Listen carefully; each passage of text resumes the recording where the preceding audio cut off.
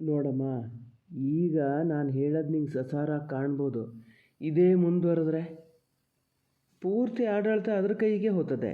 ನೀನು ನಾಳೆ ಬಂದ್ಕೊಂಡು ನನ್ನ ಹತ್ರ ಏನು ಹೇಳಂಗಿಲ್ಲ. ನಿನ್ನ ಹೆಂಡ್ತಿಗೆ ಸಲಿಗೆ ಕೊಟ್ಟಿಯಾ, ಅದು ಹಂಗೆ ಮಾಡ್ತದೆ ಹಿಂಗೆ ಮಾಡ್ತದೆ ಅಂತ. ನಾ ಸಲಿಗೆ ಕೊಡಲೂ ಇಲ್ಲ. ಕೊಟ್ಟಿದ್ದು ಯಾರಂತ ನಿಂಗೆ ಗೊತ್ತು.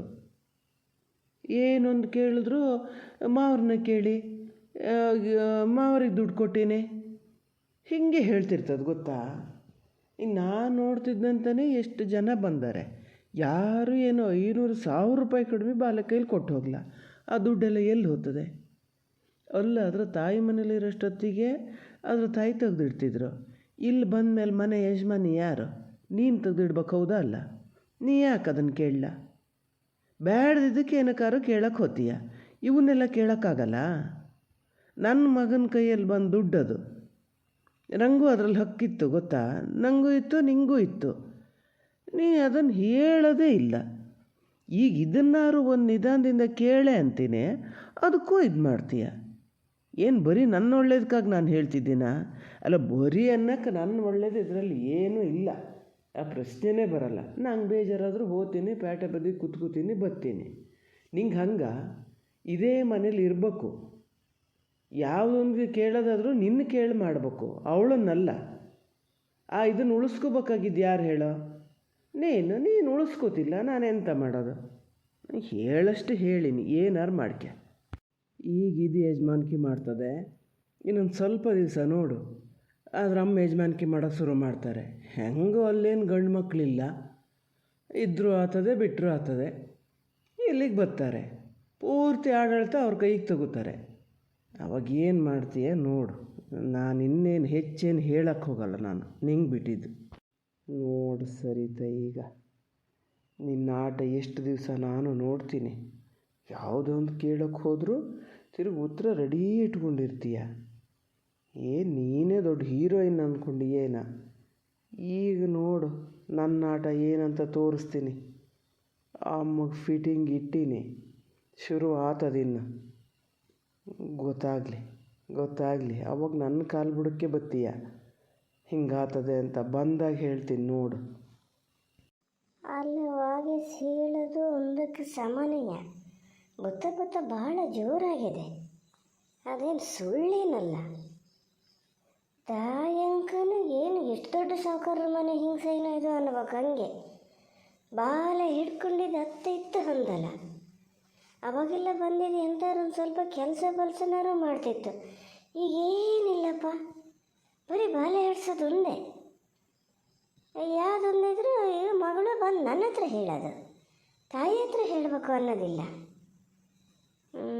ಸುಳ್ಳಲ್ಲ, ವಾಗೇಶ್ ಹೇಳೋದು ಸುಳ್ಳೇನಲ್ಲ. ಇದಕ್ಕೇನಾರು ಕ್ರಮ ತಗೋಬೇಕು ನಾನು. ಶುರುವಿನಲ್ಲೇ ಸಮ್ ಮಾಡ್ಕಿದೆ ಇದ್ದರೆ ಕಡೆಗೆ ಗೋಳ ಆಗ್ತದೆ. ಓ, ನೀನು ಇಲ್ಲಿ ಬರ್ತಾ ಇದ್ದೀಯನ? ಅಮ್ಮ ಎಂಥದೋ ಮಾತಾಡ್ಬೇಕು ಅಂತ ಹೇಳ್ತಿತ್ತಪ್ಪ. ಬೇಜಾರು ಮಾಡ್ಕೊಂಡದೆ. ಯಾಕಷ್ಟು ಮನಸ್ಸಿಗೆ ಹಚ್ಕೊಂಡದೆ ಅಂತ ಗೊತ್ತಿಲ್ಲ. ನನ್ನ ಹತ್ರನೂ ಹೇಳ್ತು.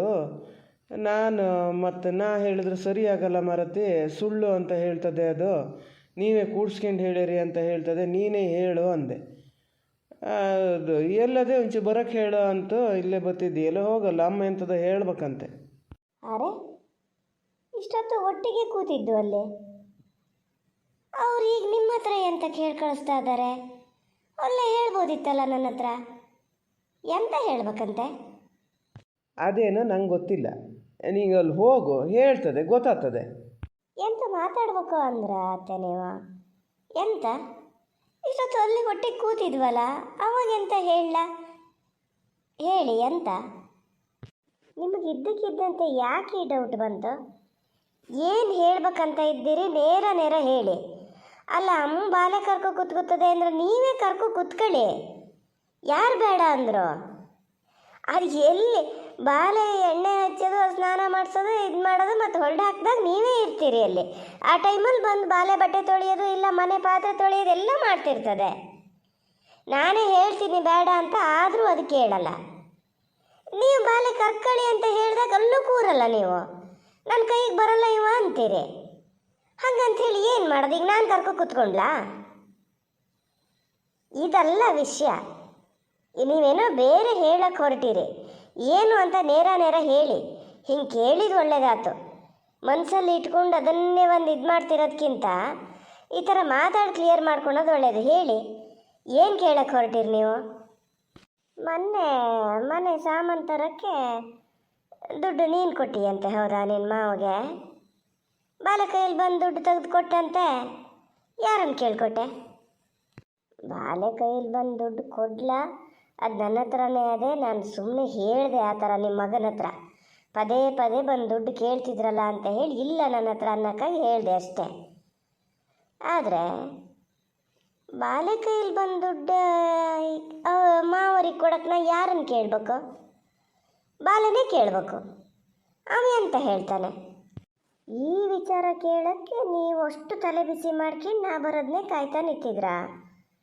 ಏನಪ್ಪ, ನಂಗಿದ್ರಲ್ಲಿ ಒಂದು ಅರ್ಥನೇ ಆಗ್ತಾ ಇಲ್ಲ. ಎಂತಕ್ಕೆ ಅರ್ಥ ಆಗಲ್ಲ ಮರತೆ? ಏನು ಸಣ್ಣ ಬಾಲ್ಯ ನೀನು ಅರ್ಥ ಆಗದೆ ಇರೋಕ್ಕೆ? ಮೊನ್ನೆ ಬಂದವ್ರು ಪೂರ್ತಿ ಅವ್ರು ನಮ್ಮ ಕಡೆ ರಯ್ಯ. 500,000 ರೂಪಾಯಿ ಕಡಿಮೆ ಒಬ್ಬರು ಕೊಡ್ಲ, 500 ಕೊಡ್ಲ, 1000ನೇ ಕೊಟ್ಟಿದ್ದಾನೆ. ಈಗ ನಮ್ಮ ಬಳಗದವರು ಅವ ನನಗೆ ಮೊಮ್ಮವಾಗಲ್ಲ ಕೊಟ್ಟಾರೆ. ಯಾರನ್ನ ಒಂದು ಸಲ್ಲ ಕೇಳ್ದೇನೆ ಇದು ಮಾಡ್ತೀನಿ ಅಂದರೆ ಅದು ಹೆಂಗೆ ಮರತೆ? ಕೊಡೋಕೆ ಇವರು ತೆಗ್ದಿಡೋಕೆ ನಿಮ್ಮ ಅಮ್ಮನ?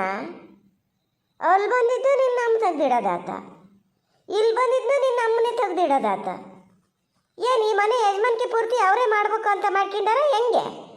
ಏನಂತ ತೀರ್ಮಾನ ಮಾಡ್ಕೊಂಡೇರಿ ಇಬ್ಬರು ಸೇರ್ಕೊಂಡ? ಅತ್ತೆ, ನೀವು ಇದರಲ್ಲಿ ಸುಮ್ಮನೆ ನಮ್ಮ ಅಮ್ಮನ ಹೆಸರು ತತ್ತಾ ಇದ್ದೀರಾ. ಅಮ್ಮ ಯಾಕೆ ಬಂತು ಇಲ್ಲಿ?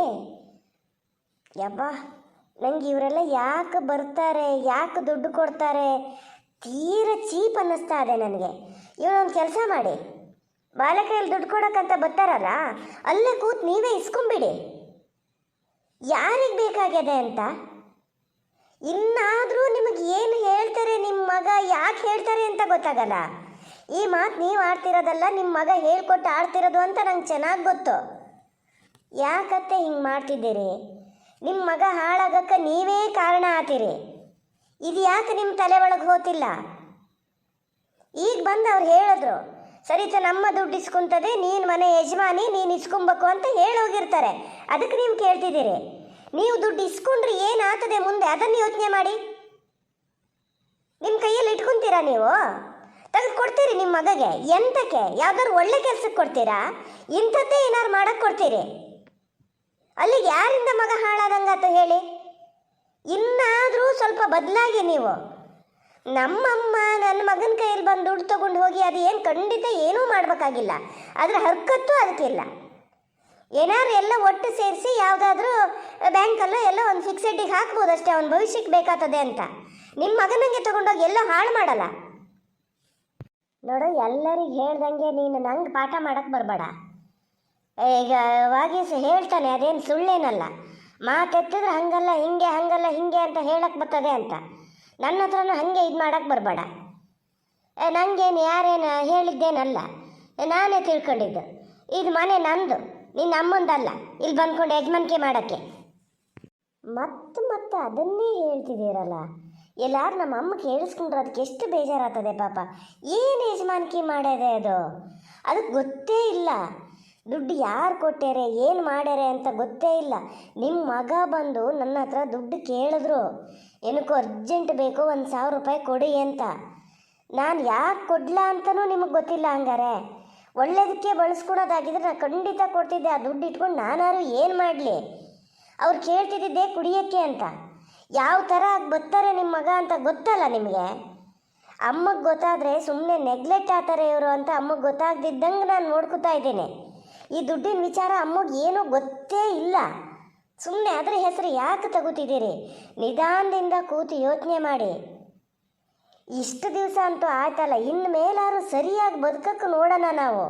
ನಿಮ್ಮ ಮಗ ಒಬ್ಬರು ಸರಿಯಾದರೆ ಎಲ್ಲ ಸರಿ ಆಗ್ತದೆ. ಎಲ್ಲ ಕಡೆಯಿಂದನೂ ದುಡ್ಡು ಬರೋದು ನಿತ್ರ ಅವರು ಆಟೋಮೆಟಿಕಲಿ ಕುಡಿಯೋದು ಬಿಟ್ಟೇ ಬಿಡ್ತಾರೆ. ಈಗ ನೋಡಿ, ನನ್ನ ಹತ್ರ ಕೇಳಿದ್ರು ನಾನು ಕೊಡ್ಲಾ? ಆ ದುಡ್ಡನ್ನು ತೆಗೆದು ನಿಮ್ಮ ಹತ್ರ ತರಿಸ್ಕೊಂಡು ನಿಮ್ಮಿಂದ ಅವ್ರು ಇಸ್ಕೊಳಕ್ಕೆ ಮಾಡ್ತಾ ಇದ್ದಾರೆ. ನಿಮಗೆ ಯಾಕೆ ಇದು ಅರ್ಥ ಆಗಲ್ಲ? ಈಗ ನೀವೇ ಇಟ್ಕೊಳ್ತೀರಿ, ಅವ್ರಿಗೆ 1 ರೂಪಾಯಿ ಕೊಡಲ್ಲ ಅನ್ನೋದಾದರೆ ನಾನು ನಿಮ್ಮ ಹತ್ರನೇ ಕೊಡ್ತೀನಿ. ನನಗೇನು ಇಟ್ಕೊಂಡು ಏನು ಆಗ್ಬೇಕಾಗಿದ್ದಿಲ್ಲ ಅತ್ತೆ, ದಯವಿಟ್ಟು ಅರ್ಥ ಮಾಡ್ಕೊಳ್ಳಿ. ಅವನು ಏನು ಸುಮ್ಮನೆ ದುಡ್ಡು ಕೇಳೋದಲ್ಲ, ಎಲ್ಲೋ ಹಿಂಗೆ ಅಂಥದ್ದು ಸಾಲ ಮಾಡೋಣಂತೆ, ಹಾಗಾಗಿ ಕೊಟ್ಟರು ಬಿಡ್ತಾರ, ಕೇಳ್ತಾರೆ. ಅದಕ್ಕಾಗಿ ಒಂಥರ ಆ ಕಡೆ ಈ ಕಡೆ ಹೋಗೋಕ್ಕೆ ಹಿಂಸದಂಗೆ ಆತಾದಿಯಂತೆ. ಅದಕ್ಕೆ ಕೇಳಿದ್ದೆ, ಏನು ಸುಮ್ಮನೆ ಏನು ಕೇಳಿದ್ದಲ್ಲ, ಎಲ್ಲ ಸತಿನೂ ಕುಡಿಯೋಕ್ಕಾಗೆ ಕೇಳ್ತಾನೆ ಅಂತ ತಿಳ್ಕೊಳಕ್ಕಾಗ್ತದ? ಅಲ್ಲ, ನೀವು ಹೇಳೋದು ಸರಿ ಬಿಡಿ, ಸಾಲ ಕೊಟ್ಟಾರು ಬಿಡಲ್ಲ, ಅವ್ರು ಕೇಳಕ್ಕೆ ಬಂದೇ ಬರ್ತಾರೆ, ವಾಪಸ್ ಕೊಡಲೇಬೇಕು. ಆದರೆ ನಿಮ್ಮ ಮಗ ಸಾಲ ಮಾಡಿದ್ದು ಎಂತಕ್ಕೆ ಅಂತ ಕೇಳಿದ್ರ ನೀವು? ಯಾಕಾಗಿ ಸಾಲ ಮಾಡಿದ್ದು? ಜವಾಬ್ದಾರಿ ಎಲ್ಲ ಮಾವ ನೋಡ್ಕೊತಾ ಇದ್ದಾರೆ. ಇವ್ರು ಯಾರಿಗೂ ಏನೂ ಮಾಡಲ್ಲ, ಹಂಗಾರೆ ಸಾಲ ಎಂತಕ್ಕೆ ಮಾಡಿದ್ರು? ಒಂದು ದಿವಸನಾರು ಕೇಳಿರಾ ನೀವು ಇದನ್ನು? ಕೇಳಿರಾ ಹೇಳಿ? ಎಂತಕ್ಕೆ ಈಗ ನಾನು ಎಂಥರೊಂದು ಸಾಮಾನು ಗೀಮಂತರ ಕೇಳಿದಾಗೆಲ್ಲ ಅವನೇ ತಂದಾನೆ. ಏನು ಎಷ್ಟೊತ್ತಿಗೆ ನಿನ್ನ ಮಾವನೇ ತಂದು ಕೊಟ್ಟಾರೆ ಅಂತ ತಿಳ್ಕೊಂಡ? ಯಾಕೆ ಹಂಗೆ ಮಾಡಿದ್ರಿ ಅತ್ತೆ ನೀವು? ಈ ಸಾಮಾನು ತರಕ್ಕೆ ಮಾವನ ಹತ್ರನೇ ಹೇಳ್ಬೋದಿತ್ತಲ್ಲ. ಒಂದು ಸತಿ ಅಲ್ದಿದ್ರೆ ಮತ್ತೊಂದು ಸತಿ ತಂದು ಕೊಡ್ತಿದ್ರು. ಏನು ಮಹಾ ಸಾಮಾನು ತರಿಸಿರ್ತೀರಿ ನೀವು? 1000 ರೂಪಾಯಿ ಸಾಮಾನು ಏನು ತರಿಸಿರಿ? ಇಷ್ಟು ಏನೋ ಒಂದು 30-40 ರೂಪಾಯಿ ಸಾಮಾನು ತಂದು ಕೊಟ್ಕೊಂಡಿರ್ತಾರೆ. ನಾನು ಇಷ್ಟು ಸಾಲ ಮಾಡಿದೆ ಅಂದಿರ್ತಾರೆ. ನಿಧಾನದಿಂದ ಕೂತು ಯೋಚನೆ ಮಾಡಿ, ನಾನು ಹೇಳ್ತೀನಿ ಅಂತ ತಿಳ್ಕೊಂಬೇಡಿ. ಈ ಮನೆ ಆಡಳಿತ ನಿಂದು ನಿನ್ನ ಅಮ್ಮಂದು ಖಂಡಿತ ಆ ಥರ ಇಲ್ಲ. ನನ್ನ ಅಮ್ಮ ಇಲ್ಲಿಗೆ ಯಾಕೆ ಬರ್ತದೆ? ನನ್ನ ಬಲವಂತಕ್ಕೊಂದು ಬಾಲೆ ಮುಖ ನೋಡ್ಕೊಂಡು ಅದೇ ಅಷ್ಟೇ, ಇಲ್ದಿದ್ರೆ ಇಷ್ಟೊತ್ತಿಗೆ ಹೋಗಿರ್ತಿತ್ತು. ನನಗಿದ್ರೆ ಆಡಳಿತ ತಗೊಂಡು ಏನಾಗಬೇಕಾಗಿದೆ? ನನಗಿಂತ ದೊಡ್ಡವ್ರು ನೀವು ಇದ್ದೀರಿ ಅಂತ ನನಗೆ ಚೆನ್ನಾಗಿ ಗೊತ್ತು. ಯಾವತ್ತೂ ನಾನು ನಿಮ್ಮನ್ನು ಕೇಳದೆ ಏನೂ ಮಾಡಲ. ಹಿಂಗಿದ್ದೇನಾರು ನಿಮ್ಮ ಮಗ ಮಧ್ಯದಲ್ಲಿ ಬಂದು ಕೇಳಿದಾಗ ಹಿಂಗೆ ಏನಾರು ಹೇಳಿರ್ತೀನಿ ಸುಳ್ಳು, ಅದು ಒಳ್ಳೆ ಉದ್ದೇಶಕ್ಕೆ ಹೇಳ್ತೀನಿ ಬಿಟ್ಟರೆ ಕೆಟ್ಟ ಉದ್ದೇಶಕ್ಕಲ್ಲ. ನಾನು ಹೇಳ್ತೀನಿ ಅಂತ ಅಲ್ಲ, ನಿಮ್ಮ ಅಕ್ಕನ ಹತ್ರ ಒಂದು ಸತಿ ಫೋನ್ ಮಾಡಿ ಮಾತಾಡಿ, ನಿಮ್ಮ ಅಣ್ಣನ ಹತ್ರ ಮಾತಾಡಿ. ಯಾರು ನನ್ನ ಥರ ಏನಲ್ಲ, ನಿಮಗೆಲ್ಲ ಭಾಳ ದೊಡ್ಡ ದೊಡ್ಡ ಬಳಗದವ್ರು ಅದಾರೆ ಅಂತಿರಲ್ಲ, ಅವರೆಲ್ಲರ ಹತ್ರ ನಿಮ್ಮ ಮಗ ಹೇಳಿದ್ದು, ನಿಮ್ಮ ಮಗ ಮಾಡಿದ್ದು, ನಾನು ಹೇಳಿದ್ದು, ನಾನು ಮಾಡಿದ್ದು, ಇದಿಷ್ಟನ್ನು ಮಾತಾಡಿ. ಅವ್ರು ಹೇಳ್ತಾರೆ ಯಾರು ಸರಿ ಯಾರು ತಪ್ಪು ಅಂತ. ನನ್ನ ಮಾತು ನೀವು ಕೇಳೋದೇ ಬೇಡ. ನೋಡಿ, ಇದಕ್ಕಿಂತ ಹೆಚ್ಚು ನನಗೆ ಇನ್ನೇನು ಹೇಳೋಕ್ಕಾಗೋದೂ ಇಲ್ಲ, ನಾ ಹೇಳೋದೂ ಇಲ್ಲ. ಅಂದ ಮಾತ್ರಕ್ಕೆ ನಾನು ದುಡ್ಡು ಯಾವ ಕಾರಣಕ್ಕೂ ಕೊಡಲ್ಲ. ಇದನ್ನೇ ಒಂದು ಹೇಳೇ ಬಿಟ್ಟಿರ್ತೀನಿ. ಅವನು ನನ್ನ ಮಗ, ನಾನು ಸಾಕಿದ್ದು, ಅದಕ್ಕೆ ಬಂದು ದುಡ್ಡನ್ನು ನಾನೇ ಇಟ್ಕೊತೀನಿ. ಬೇಕಾದ್ರೆ ಯಾರಿಗಾರು ಹರಿಯರು ತಿರಿಯರಿಗಾರು ಕೊಡ್ತೀನಿ, ನಿಮ್ಮ ಮಗಕ್ಕೆ ಕೊಡಲ್ಲ. ನೆನ್ಪಿಟ್ಕೊಳ್ಳಿ. ನನಗೂ ಸಾಕಾಗಿ ಹೋಗಿದೆ. ಒಂದು ಕಡೆಯಿಂದ ಸರಿ ಮಾಡೋಕ್ಕೆ ನೋಡೋದು, ಮತ್ತೊಂದು ಕಡೆಯಿಂದ ಹಾಳು ಮಾಡೋಕ್ಕೆ ನೋಡೋದು. ಒಬ್ರೊಬ್ರು ಹೇಳೋಷ್ಟೊತ್ತಿಗೆ ಒಂದೊಂದು ಸಮ ಕಾಣ್ತದೆ. ಎಂತ ಅಂತ ನೋಡೋದು? ಅವ್ನು ಹೇಳೋದು ನೋಡಿದ್ರೆ ಇಲ್ಲ, ಸರಿ ಹೇಳೋದು ಒಂದಕ್ಕೆ ಸಮನೆಯ. ಅವನಿಗೆ ಅಂತಕ್ಕೆ ದುಡ್ಡು ಏನು ಮಾಡ್ತೀನಿ? ನಾ ಹೇಳೋದು ಹೇಳಿದೆ, ಅದು ಕೇಳಲ್ಲ ಅಂತೀನಿ. ಎಂತ ಬೇಕಾದ್ರೆ ಮಾಡ್ಕೊಳ್ಳಿ. ಕಡೆಗೆ ಇವ್ರ ಹತ್ರನೂ ಬಯಸ್ಕೋಬೇಕಾಗ್ತದೆ ನಾನು. ಸುಮ್ಮನೆ ನನಗೆ ಅಂತಕ್ಕೆ